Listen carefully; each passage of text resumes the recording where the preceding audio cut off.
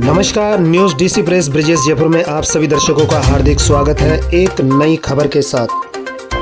ये खबर है श्रीमान ज्योतिषाचार्य जगदीश पवार की।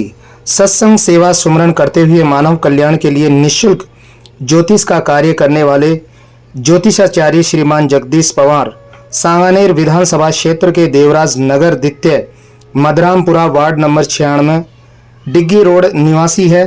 श्रीमान जगदीश पवार सरकारी सेवा में रहते हुए मुख्यमंत्री महोदय अशोक गहलोत से प्रशस्ति पत्र भी प्राप्त कर चुके हैं। इसके अलावा कई मंत्रियों और सामाजिक संस्थाओं द्वारा इन्हें सम्मानित भी किया जा चुका है।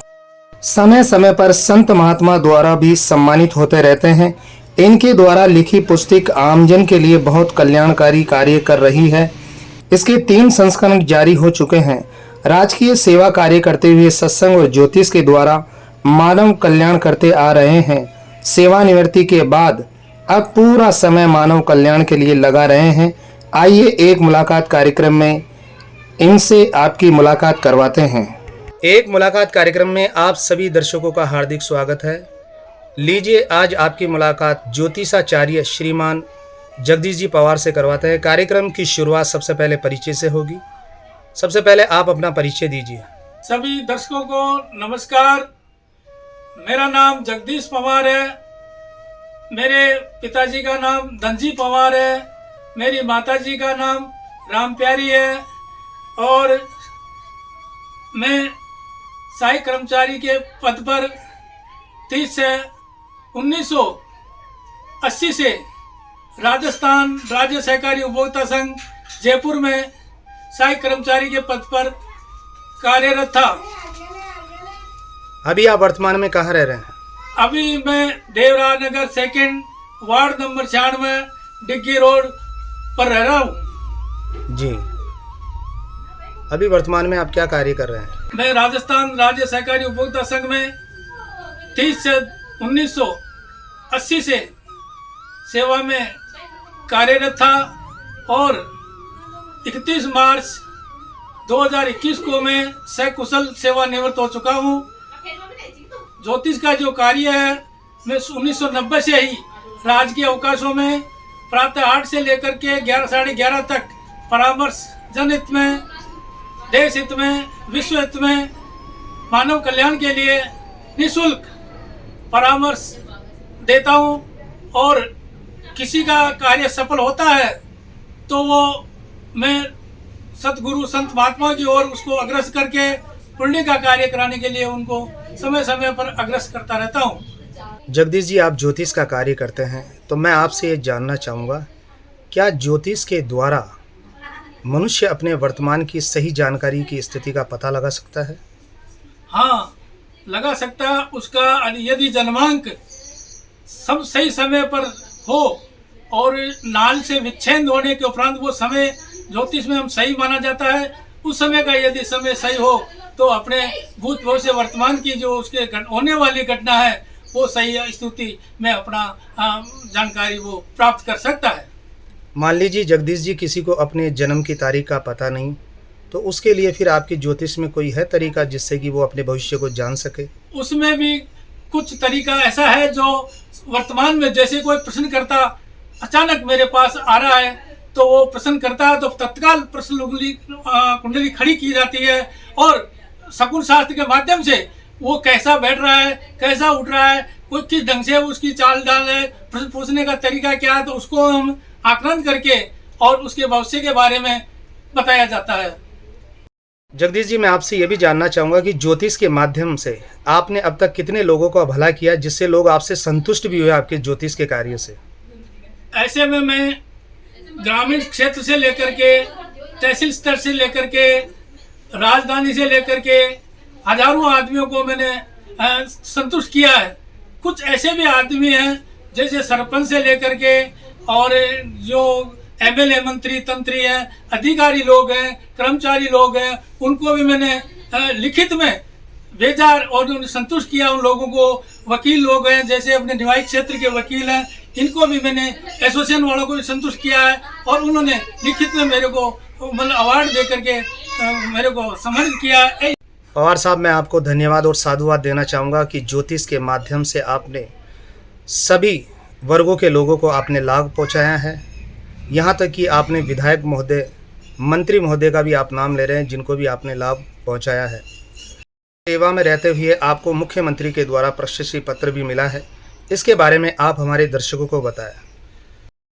मैं राजकीय सेवा में रहते हुए कई संतोषजनक कार्य मैंने किया है। तो नौकरी में मैंने अपने मानवता के नाते कभी कार्य में चोरी नहीं की। ड्यूटी का पूरा समय दे करके मैंने परमात्मा के से डरा और सेवा जितनी हो सकी तन से मन से। और जो बुजुर्ग आदमी आते थे हमारे, उनको मैं रोड से कार्यालय में लाता था, कार्यालय से रोड तक छोड़ता था। कभी कभी बुजुर्ग को मैं घर तक भी पहुंचा के आता था, क्योंकि ये मेरा एक मानवता है। नौकरी के साथ साथ एक मानवता भी थी।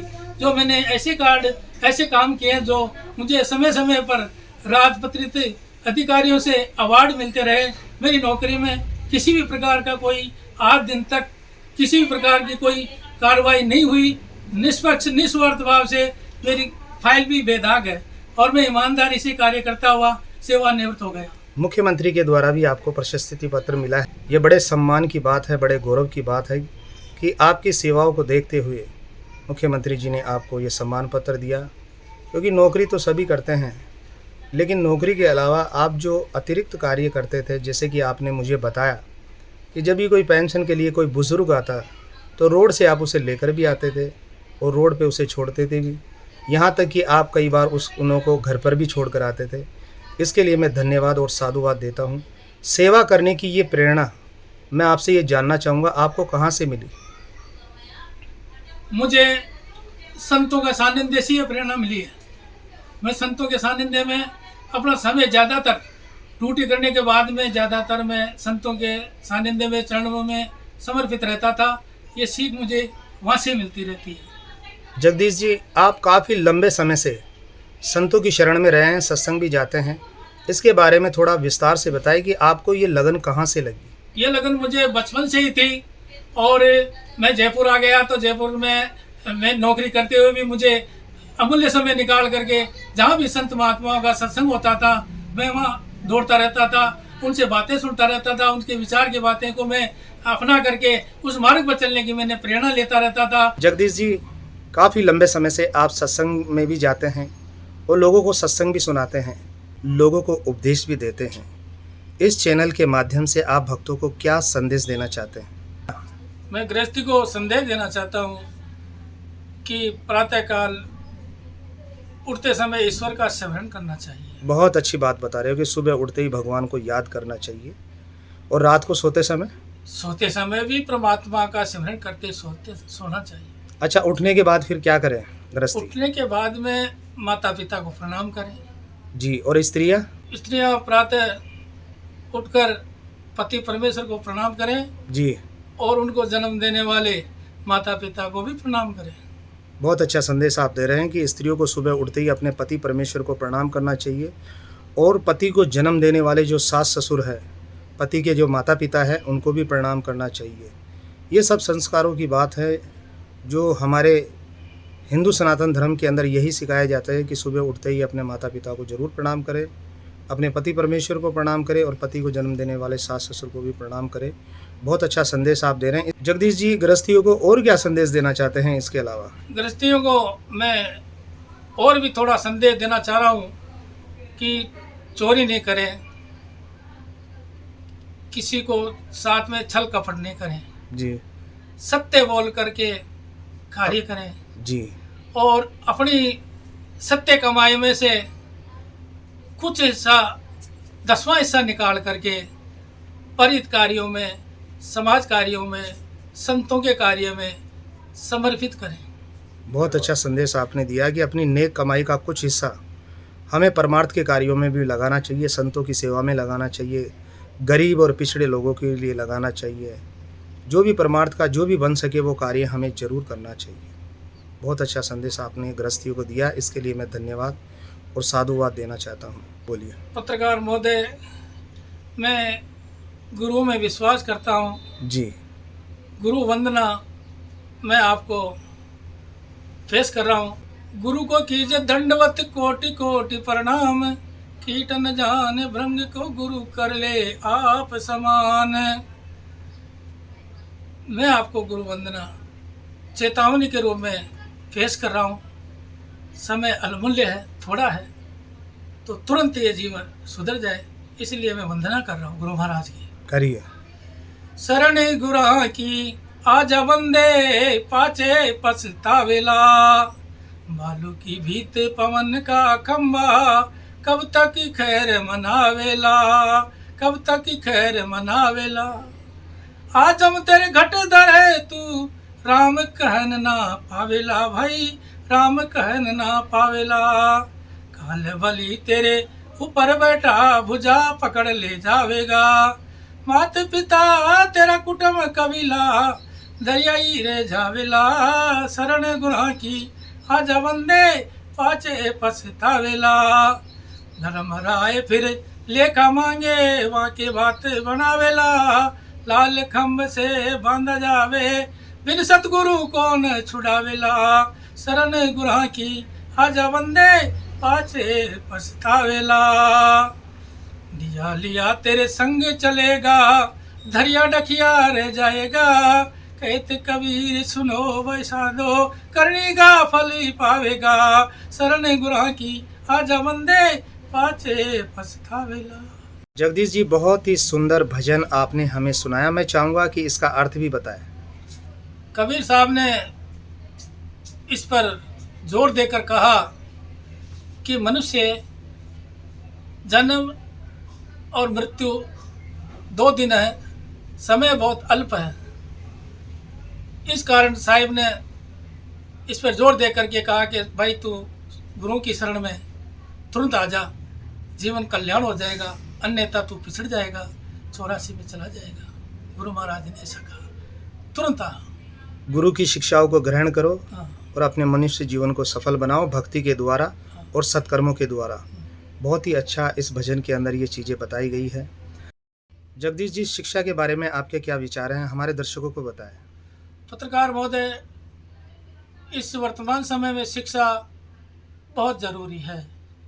शिक्षा के बिना किसी भी इंसान का कार्य नहीं चल सकता, इसलिए हर माँ बाप का ये कर्तव्य बनता है कि अपने बच्चों को अच्छी से अच्छी शिक्षा दिलवाए। जगदीश जी, अब मैं आपसे ये भी जानना चाहूँगा, क्या शिक्षा के साथ साथ संस्कार भी जरूरी है? शिक्षा के साथ साथ पत्रकार महोदय, संस्कार बहुत ज़रूरी है। संस्कार नहीं होने पर हमारी शिक्षा भी व्यर्थ हो जाती है। जी हाँ, बिल्कुल सही कहा। मैं भी आपकी बात का समर्थन करता हूँ। संस्कार विहीन शिक्षा किसी की भी काम की नहीं रहती। अगर संस्कार होंगे तो व्यक्ति अपना भी भला करेगा, अपने परिवार का भी भला करेगा, अपने समाज और देश का भी भला करेगा। आपने शिक्षा के बारे में, संस्कार के बारे में जो विचार बताए, इसके लिए मैं आपको धन्यवाद, साधुवाद देता हूँ। हर समाज के अंदर बहुत गरीब और पिछड़े लोग रहते हैं, तो क्या हमें उनकी मदद करनी चाहिए तन, मन और धन से? इसके बारे में आपके क्या विचार हैं? इस संसार में बहुत से अर्थव्यवस्था से कमज़ोर हैं। आपको बताना चाहता हूँ कि गरीब आदमियों की तन, मन और धन से मदद करनी चाहिए। अच्छा जगदीश जी, गरीब आदमियों की मदद करना अच्छी बात है, लेकिन अगर मदद करने के साथ साथ हम उनको रोज़गार दिला देते हैं तो इसके बारे में आपके क्या विचार हैं? पत्रकार महोदय, इससे और भी उत्तम विचार है। ये शास्त्रगत, नीतिगत विचार है कि अगर मदद के साथ साथ रोज़गार दिला दे। रोज़गार सबसे बड़ी उपलब्धि है। मैं आपको बताना चाह रहा हूँ कि मैं नौकरी में रहते हुए, राज्य सेवा में रहते हुए, ये सन 1911 में निःशुल्क मुख्यमंत्री योजना खुली थी। उसमें गरीब बच्चे पढ़ने वाले थे, उनको 2-4 बच्चों को मैंने उस पर कंप्यूटर ऑपरेटर पर, हेल्पर में, इनमें लगाया मैंने मेरे द्वारा। अधिकारी को प्रेरणा दे करके, अधिकारी को कह करके, नमस्कार प्रणाम करके उन 5-4 बच्चों को मैंने रोज़गार पे खड़ा किया। जगदीश जी, आपको बहुत बहुत धन्यवाद और साधुवाद। जो आपने 3-4 जनों को आप नौकरी पर पहुंचाए, ये एक बहुत बड़ी उपलब्धि है आपके जीवन में। देखिए, मदद तो ख़त्म हो जाती है, लेकिन अगर हम किसी व्यक्ति को रोज़गार देते हैं तो उस रोज़गार के माध्यम से उसे न तो मदद की आवश्यकता पड़ेगी और वो खुद सक्षम हो जाएगा। इससे बड़ी मैं कोई सेवा नहीं समझता हूँ। आपको बहुत बहुत धन्यवाद। आपसे बात करके मुझे बहुत अच्छा लगा। आपने बहुत अच्छी अच्छी जानकारी दी। कार्यक्रम के अंत में अब आप क्या संदेश देना चाहते हैं? मैं सभी मानव को संदेश देना चाहता हूँ, सिमरन सेवा और सत्संग मनुष्य को करता रहना चाहिए, तभी उसका कल्याण हो सकता है। पत्रकार महोदय, आपने अमूल्य समय निकाल कर यहाँ पधारे, इसलिए आपको भी बहुत बहुत साधुवाद है, नमस्कार है, प्रणाम है मेरा। आपका चहुमुखी विकास हो। जगदीश जी, अगर कोई व्यक्ति आपसे संपर्क करना चाहे, आपसे निःशुल्क ज्योतिष परामर्श चाहे, तो इसके लिए हमारे दर्शकों को आप अपने श्रीमुख से अपने मोबाइल नंबर जरूर बताएं। मोबाइल नंबर मेरे 764 55 74 119 है और इस पर संपर्क करके मुझे मिल सकते हैं। जगदीश जी, काफ़ी लंबे समय से आप सूरज भारती महाराज जी के साथ रहे हैं। मुझे खुशी है, भारती जी के साथ में लंबे समय से रह रहा हूँ। मेरा अहोभाग्य है भारत जी के साथ में रह करके कई दिनों तक हम सत्संग करते रहते हैं। सत्संग के माध्यम से हम जनहित में सेवा करने का जो तरीका है वो भारती जी महाराज से ही आया है, और सेवा करने हम दोनों मिल करके मानव कल्याण के लिए, जगत कल्याण के लिए निस्वार्थ भावना रखकर हम सेवा करते रहते हैं। आप जगदीश जी को काफ़ी लंबे समय से जानते भी हैं, इनके साथ भी रहते हैं। मैं चाहूँगा इनके बारे में 2 शब्द कहें। पत्रकार महोदय, सबसे पहले तो मैं आपको बहुत धन्यवाद देता हूं जो आप इसे आपकी न्यूज के माध्यम से हमारी बातें जन जन तक पहुंचाते हो। मैं वास्तविक बात तो ये बताता हूं कि संसार में जो सच्चा प्राणी होता है ना, उसको कोई ना कोई सच्चा प्राणी आगे भी मिल जाता है जी। ऐसे ही संयोग से हमारे पवार साहब ना मालूम किससे मेरी बातें सुने, किससे मेरे विषय में इन्होंने जानकारी ली और मुझे आत्मा से याद करके अपने पास बुलाया। मैंने भी इनके विषय में जाना और वास्तविक में ऐसा लगा कि यार ऐसे सेवक इस संसार में बहुत कम है। एक छोटी सी नौकरी करते हुए मानव कल्याण हित में पूरा जीवन बिता दे, ऐसे महान आत्माओं के विषय में कहाँ तक महिमा करूं।